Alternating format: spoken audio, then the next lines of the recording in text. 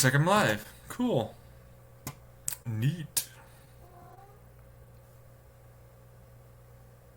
Oh, I don't have any topics. That's a good question, though. Huh. So, New Year. Last 2 weeks have been fraught with difficulty. Let me tell you, man. I've been dealing with a lot of fucking mental health issues. But, yeah, just massive ones. Since the last time I streamed, at least. That was brutal as fuck to deal with. And basically having a lot of problems. Not that anybody ever really wants to hear about them, but I've got like things going on for like all the way up to March 31st. I got everything uploaded, and it's just gonna schedule release itself up to March 31st with a God OS. Basically, yeah. Deleted my Google Drive because apparently I'm weird if I have a Google Drive. Apparently I look weird if I have a Google Drive, and I'm using that to like pass audio files or something. Not that many things were really giving a shit about any of that. Being honest, nobody really looked at it. I looked at the stream activity or the activity of the hard drive, and nobody was really over there. Which that's a thing and a half, to be fair. Yep. Yep. Streaming in the new year. I don't really want to stream in the new year. I'll be honest, I'm not a big fan of like caring about this kind of stuff personally. It means like nothing to me. But I figured I need to do this more often. So I decided to do that, I guess. I don't know. Like, this will go out on YouTube before those others do. I recorded all the way up to the 31st. But, so I talked about a God level OS, which is using an algorithm that I decided to talk about earlier when it comes down to, like, using a 0 and 1 as a stored amount of byte information. Bit, like 0 and 1, and then positive 1, and then having, like, a positive. It's just a switchback on the logic gate matrix. Instead of running it down the line of a certain logic gate matrix, it switches it like an AC current does.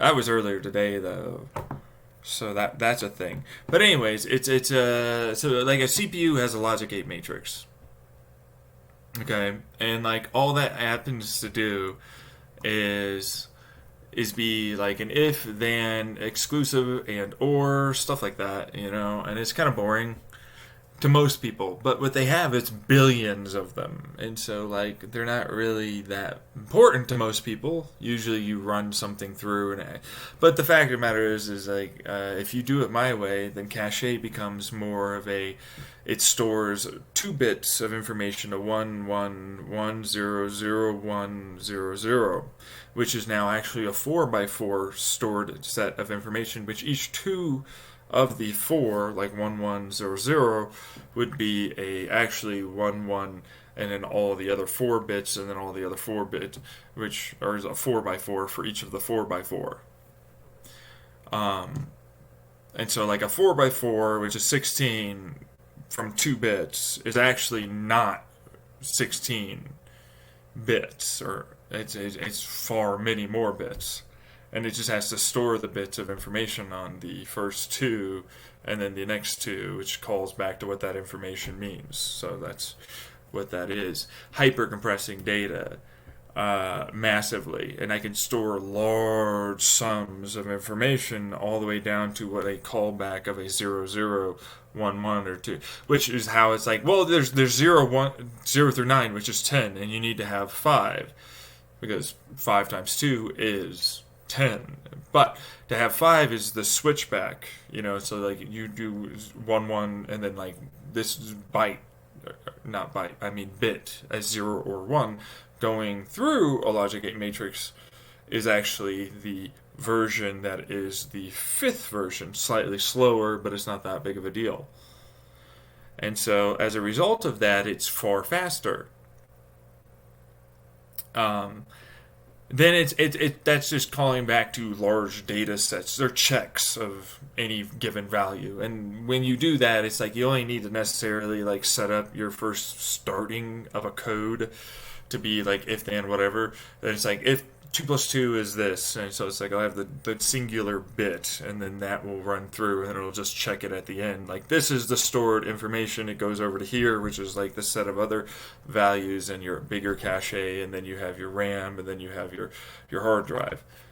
And then you can compress data doing that by working it out, because that's what you have to do at the end. You have to work out like what that ultimately was for the given value of information, which isn't very hard. It's like just take it out on the opposite side of things. So like if it's 8, then it turns into like, okay, well, if you need to know how it got to 8 from that 0 0, which is just working it forward, like let's say it was a negative or like a minus positive, all these other things, which I talked about it all. But the point is, it's like it doesn't really matter.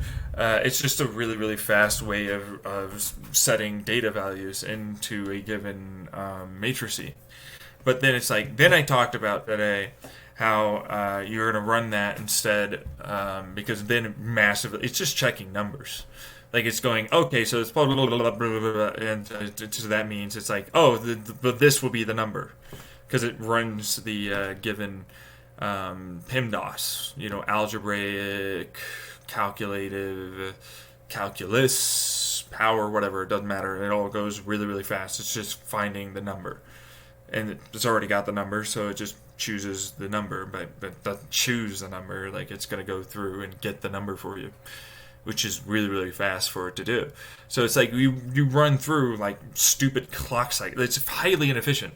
Like it's stupidly inefficient until you decide to make it focus on a given value, because otherwise it's like I'm fucking around with these ginormous clock cycles that I have billions of transistors and all these other things to run for you. Like a clock cycle can run billions of times in a second. But it's like I have billions of I don't need billions of transistors if that's all I'm doing. And so what you want to do is you want to turn that into like, okay, so a boat will, and you already have the value of boat, you have all these other values. And it's like, but actually you want to run it through what its predictive analysis is going to turn into. So it actually runs a program for a while. Instead, otherwise, it's just like whatever, just pushes it out to you super fast in like a literal one single clock cycle.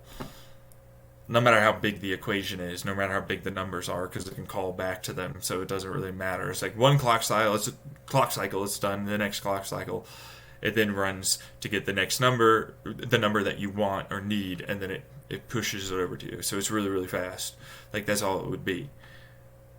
Like 2 clock, and it's inefficient. Like that's stupidly, I have to run 2 clock cycles to get you your number. That should be their final clock cycle that actually and it's like that. It's so fast. And so it's like, what is this? What is the point of running a clock cycle like that? Because I can just go through and then immediately check the numbers. And it's like, people don't really understand. Like you have to fiddle around with cache and the beginning parts of your core to basically be able to go, hey, over here, that's what it's going to know to check for this number, and it sends it off, and it goes, oh, this is what the number is, send it off to there, which is all just a series of decreasing until you get to a 0, a 1, or a positive 1, for the given values, which a positive 1 is pretty simple. It's not an upgrade of a voltage. That's the switchback, that kind of thing. So, anyways, it doesn't really necessarily matter, because the positive 1 is prime values, and then a 0 is just a 0, and then 1 is a 9.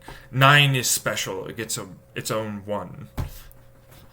I mean that it's like you're 9, because otherwise it's not prime and it's not even, which is positive 1 and 0, and then 9 is just a 1. It's not prime, so nice one, 9. So it's really rather easy to understand why that's a supercharger, turbocharger in terms of programming, it's really boring. I have to spin these other fucking like little, logic gates to basically go, hey, go over to there, get that number.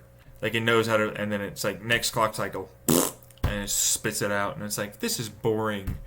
Like, well, I can't make this do anything until you get to like larger and not data sets, because like it's just a number.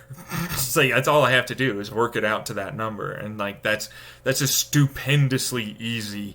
Like it knows what that number is. So like that's boring. But it does shrink like massive amounts of like huge, exascale computers into like a tiny little, chip that could, it's like, look at my little Celeron, look at my little, Snapdragon. So,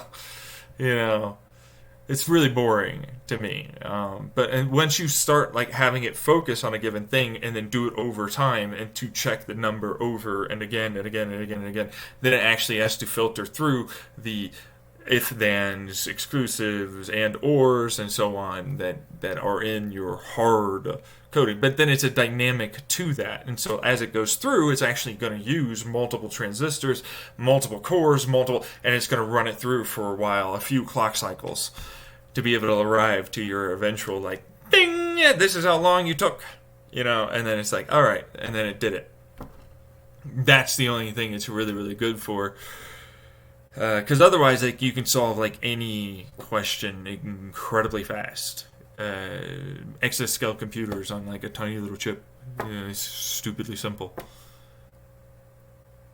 But it's not very efficient. Like I'm wasting clock cycles. Like I'm using almost nothing for any given question because it breaks it down into like, oh, it's done now.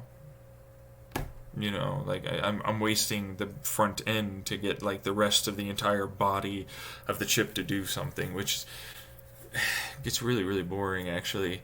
Like it's like this is almost nothing. It's not working on any given problem. I'm not really streamlining. I'm literally just like one single chip that has a few cores to it.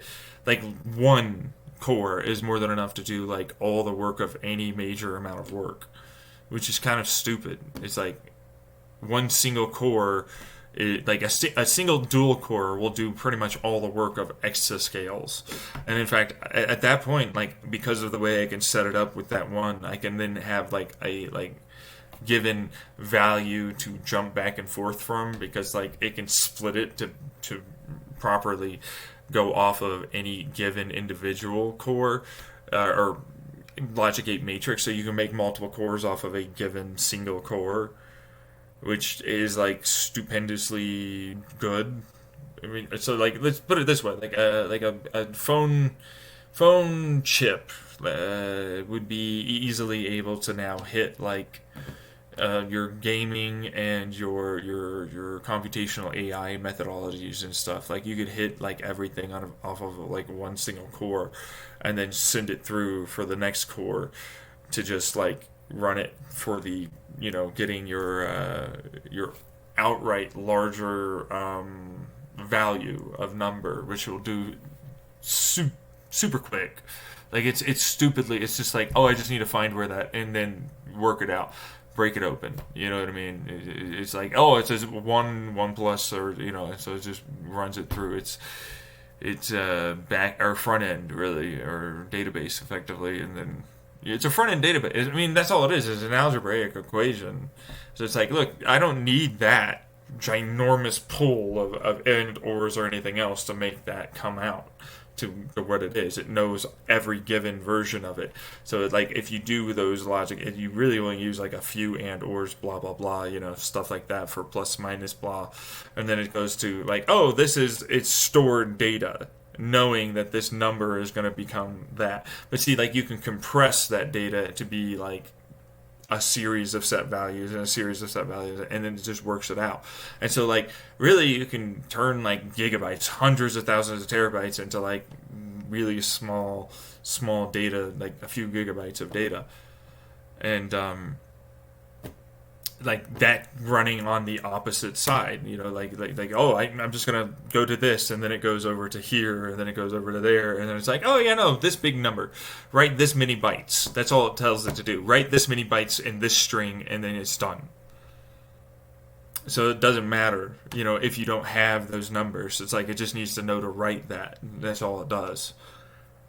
So it's a really stupid like program that's stupendously efficient in terms of like prediction analysis and overall like workload. But the problem is like the front end workload is taken up by everything, and so a single two cores with decent cache will do most of the work of exascale computers, which is really boring. Like it's not even using all of the if thens. I have them set up as a string. It's like, oh, so it knows to go to all the way to this, and then it's like, then it'll just run through its this set of three tiers to get to the bigger number. And that's all it needs to do. And so, like, I'm not really using all of these other transistor types, and I'm not really calling back and dynamically switching between the cache to allow for it to set up multiple different equations and have it run through in a given clock cycle more actual data. So like it's really fast, but it's like nobody really programs for it properly, and so like prediction analysis is a really big one that would be ridiculously easy to use it for. In fact, it'd be the best thing to use it for, because otherwise it's like, what is this really actually doing except making things like hyper efficient and easy to do? Exascales are easy at that point, and that's it, really. But it's, mine, John Tyler Lemke's idea. Hey, and like it's boring. And unless you do predictive, unless you do your basic, like, look, I just need it to set up this way, which I have a God OS coming eventually, which is, that's its own,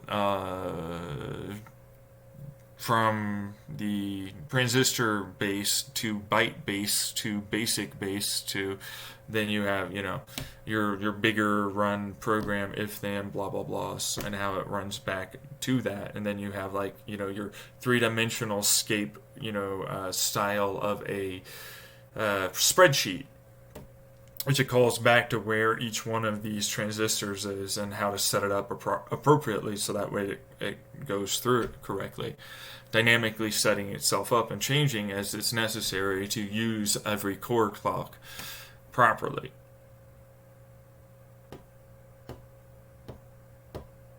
Which is boring, Really, yeah, because it's like, unless I'm using it for prediction, it's basically a who gives a shit.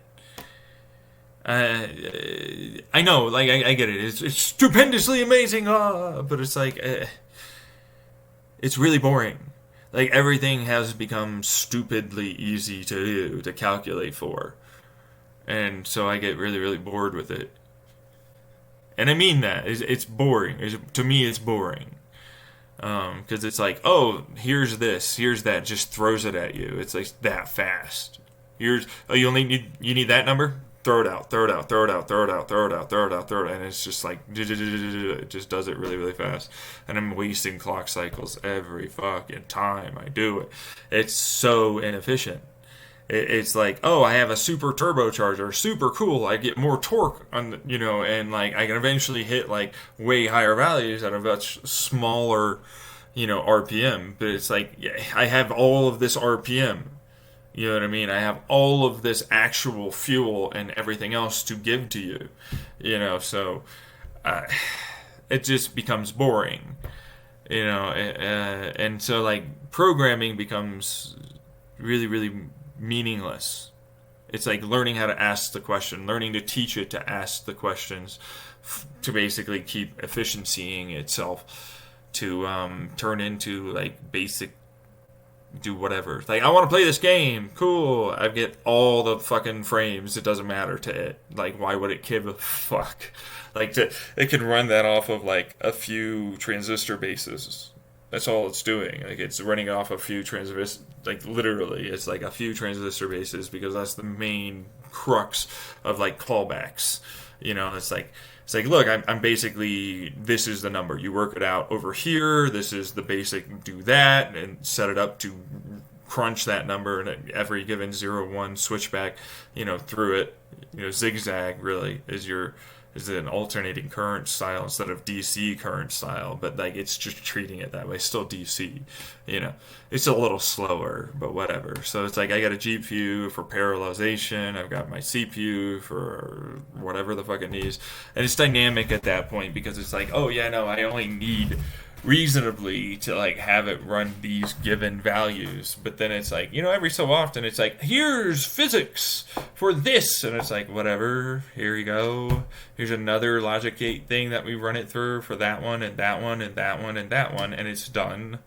It's just do. It's really really really really fast, and I don't really give a fuck because it's waiting on the first core to give it something, which is the problem. And so I'm like,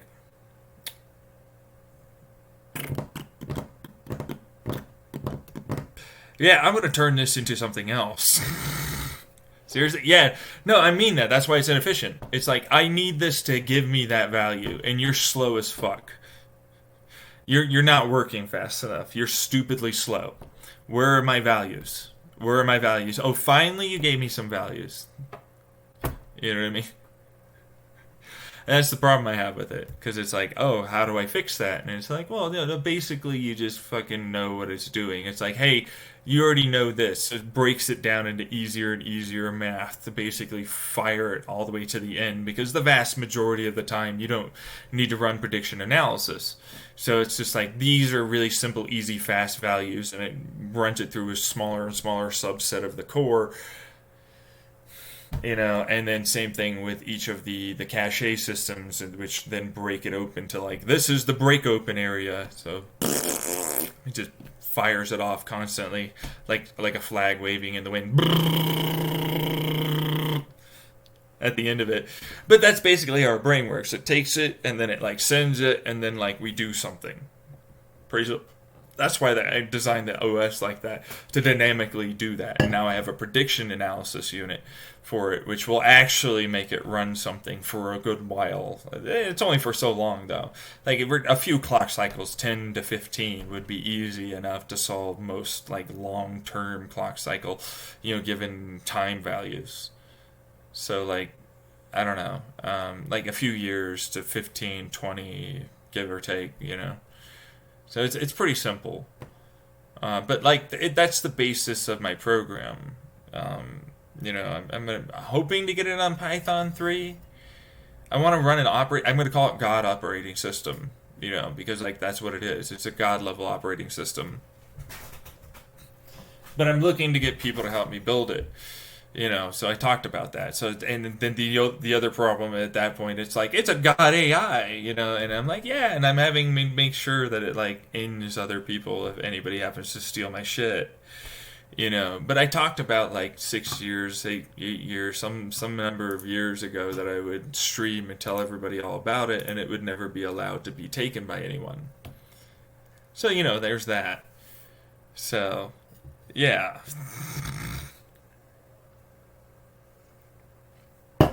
So like the basics are that. It's pretty simple programming. But see, that's the reason why I didn't want to get into program, because it was really simple. But you know, I had to learn about cars, physics, thermodynamics, all this stuff. That's why I love engines. I love engines because they're stupidly easy to learn the basics of most physics and engineering. Like internal combustion engines are amazing for that. And like then like learning how to convert a kinetic energy potential into an exothermic, which is kinetic energy potential, really, you know, being converted into actual kinetic energy. And so it's like potential energy into actual kinetic energy, which gives you your 18 degrees Celsius to a 200 degrees Celsius. And so learning how to convert that for my idea for a electric motor has been dangerous. It's an E equals MC square problem right now, where I technically have a bomb on my hands by potentiating, but it's actually not potentiating. I'm actually destroying electrons to do it. But not really destroying, it's converting electrons into quarks that happen to send kinetic material. So it's more of a quark bomb at that point. So, you know, that's kind of the problem I have.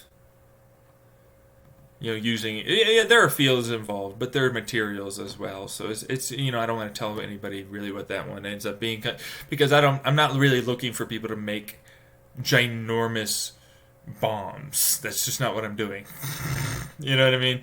Like I'm not trying to get that ever to be a thing. I don't want that. That's bad. But then at the same time, like I'm sure they'll figure out a way to do it eventually. So that being said, right? But an electric motor design that uses that is incredibly potentially lucrative, but then at the same time, it's like it's not, because it's easy to turn it into a kinetic bomb, like a really easy kinetic bomb. Like it's stupidly too easy. And so, like, I don't really want to destroy our entire solar system in the instantaneousness of, like, a few not micro, nanoseconds, roughly. So I'm not really looking to do that. So, that being said, like, it could be done. I wouldn't have a hard time doing it at this point. So, technically, whatever. you know so like that's what that is. But like really I just want to like make engines. I want to make programs. I want to like make some money doing that. Wouldn't that be fun? And so I don't know, like I'm kind of in that mode with it. I don't know who's here watching me, if I'm honest. Like that's crazy. I never really thought anybody would be watching me at this point. But to whoever is, thank you. Right? Yeah. So like, thanks, dude. Whoever you are. Yeah. These could be dude too. All that. But like the idea is to like, because they're all about electric motors, and I'm like, electric motors are kind of lame. You have like a massive setup right now that would take decades at best to switch over to pure electricity. And people, generally speaking, don't really like that. So, you have to deal with obstinance. You have to deal with oppositional defiance of status quo and the people kind of sucking that status quo's cock to get it changed. And I don't know what to do when it comes down to that. So instead, I was like, I can make it very efficient and much more powerful, which makes it much smaller for you to use. Like I can turn like a single engine into something that's producing the necessary horsepower to give you like a 115 mile per hour car. Like that's not hard for me to do, and I don't even need to make it very large, which makes it far more efficient for me, because like they never learned how to use clock cycles appropriately. It's very low clock cycle. They have a very low clock cycle and a very inefficient fuel the way they use it. And that's my crux of an issue for them. Like fuel is far easier to use on a massively easier basis when appropriately used. Like it's like right now they're basically being highly inefficient for what it is they're doing, and I don't see a reason why not to basically call them out for that. But what I learned how to do is like pretty simple. It's gonna come out on my YouTube. This will be on my YouTube later. So there's that, and I need to restream. I'm gonna send this off to my YouTube to get uploaded, and then I'll come right back here in a few seconds. So just give me a second.